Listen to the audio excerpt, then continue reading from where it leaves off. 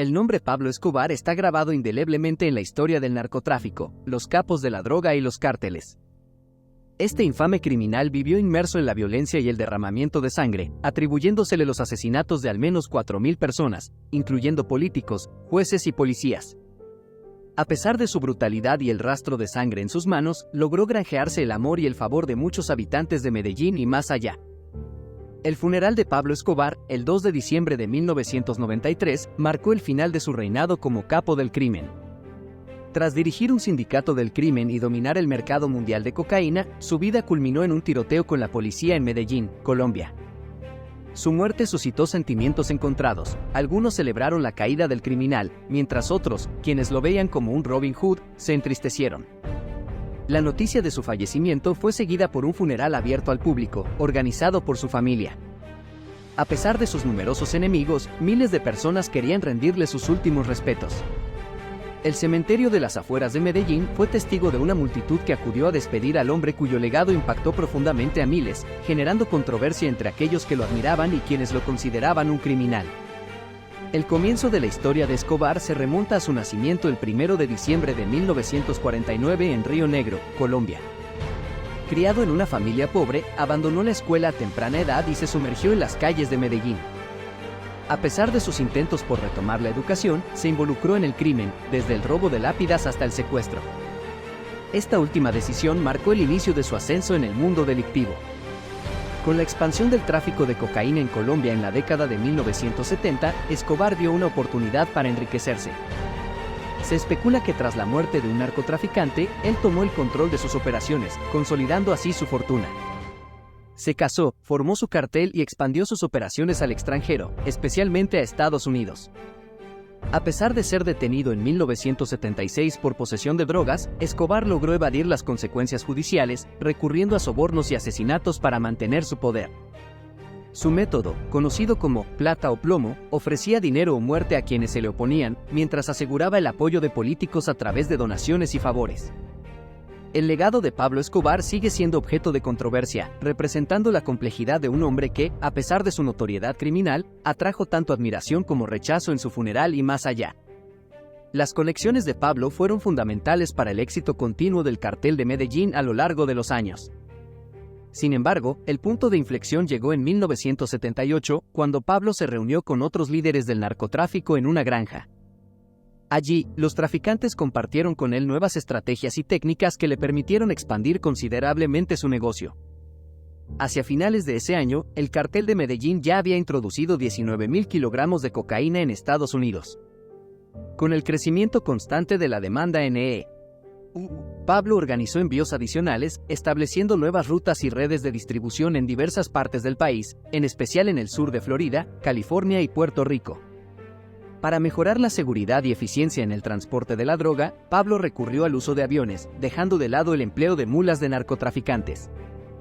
Utilizando aviones, especialmente Cessnas, logró transportar grandes cantidades de cocaína a estableciendo un centro de operaciones en una isla llamada Norman's Cay, en Florida. Esta isla se convirtió en la principal ruta de contrabando del cartel entre 1978 y 1982, generando enormes ingresos para Pablo y su organización. Con su creciente fortuna, Pablo adquirió tierras en Antioquia, donde construyó una finca extravagante llamada Nápoles, equipada con lujos como un lago, jardines, campo de fútbol, pista de aterrizaje, plaza de toros privada y un zoológico exótico. Paralelamente, Pablo incursionó en la política, apoyando la formación del Partido Liberal en Colombia. A pesar de sus ambiciones políticas, su carrera fue corta debido a una investigación que reveló sus actividades ilegales, llevándolo a renunciar al Congreso. Frustrado por la persecución política, Pablo desató una campaña de terror en Colombia, especialmente contra aquellos que apoyaban su extradición a Estados Unidos. Esto incluyó asesinatos de figuras políticas como Rodrigo Lara Bonilla y el candidato presidencial Luis Galán.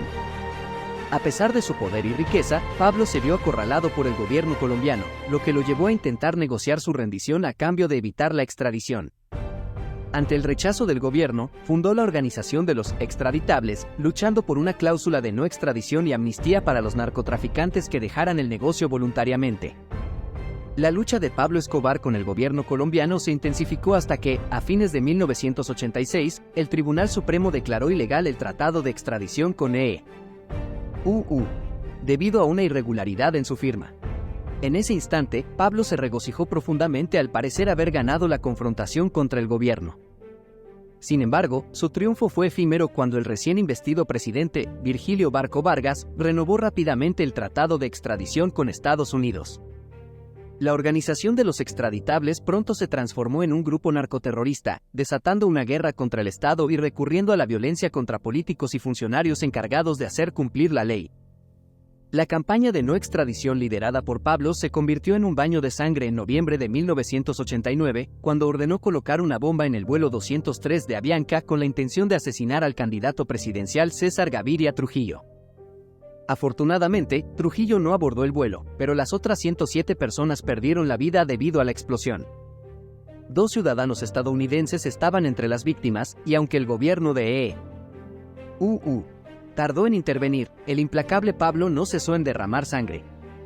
Solo 9 días después del atentado, dirigió otra bomba al Servicio de Seguridad Colombiano, DAS, matando a más de 50 personas e hiriendo a más de 2.200.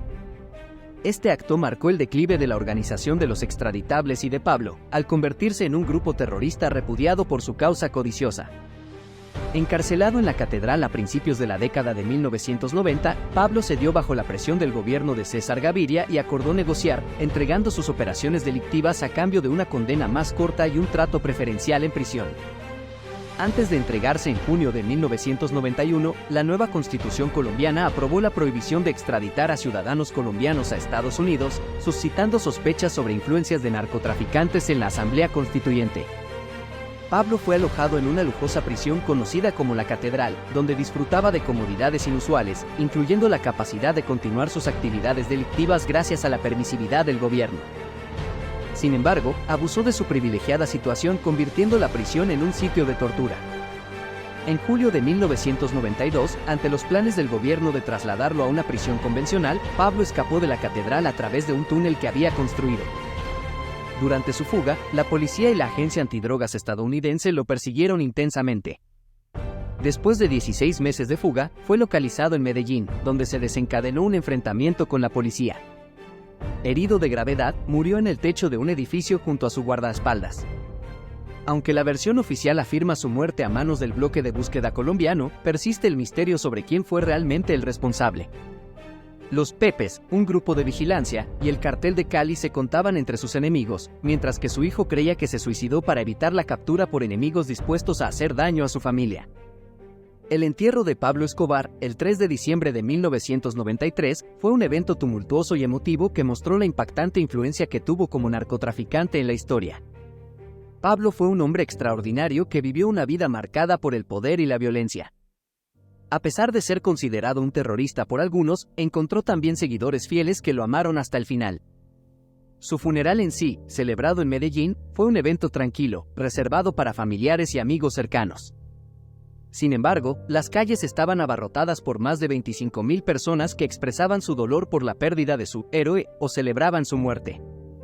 Los partidarios de Pablo lucían camisetas con su rostro, mientras otros sostenían pancartas proclamando su amor por este narcotraficante, al que algunos consideraban como un Robin Hood.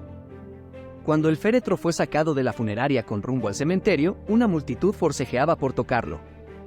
La policía intentó controlar la situación, ya que la gente comenzó a pelear por esa oportunidad, pero la muchedumbre era indomable. Se establecieron barricadas y puestos de control en el barrio para evitar represalias por parte del cártel de Escobar. A pesar de la violencia, el funeral continuó hasta el cementerio Cardines Montenegro. Los detractores de Pablo atacaron y persiguieron a su familia, interrumpiendo incluso la oración del sacerdote.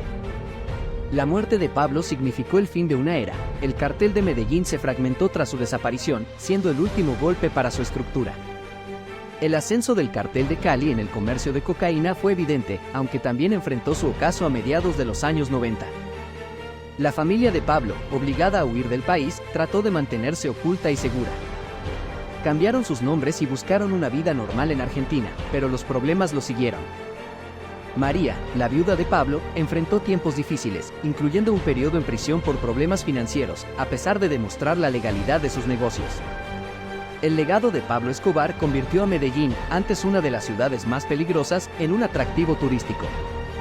El Museo de Escobar, lleno de objetos que ilustran su vida, atrae a visitantes interesados en conocer su historia. Además, la Hacienda Nápoles se convirtió en un parque temático tras ser entregada a familias de bajos ingresos. La prisión de la catedral, abandonada por años, fue ocupada por monjes benedictinos que la transformaron en un lugar de retiro espiritual. El impacto de Pablo Escobar en Medellín, su vida criminal, su muerte y su legado aún fascinan al mundo. Aunque único, forma parte de una serie de capos de la droga que han dejado su marca en la historia. Haz clic en las tarjetas para descubrir más sobre otros capos de la droga que han dejado huella en el mundo. Gracias por acompañarnos en este video hasta el final. Si te ha gustado, no olvides darle like, suscribirte y activar la campanita para no perderte ningún video. Hasta el próximo caso.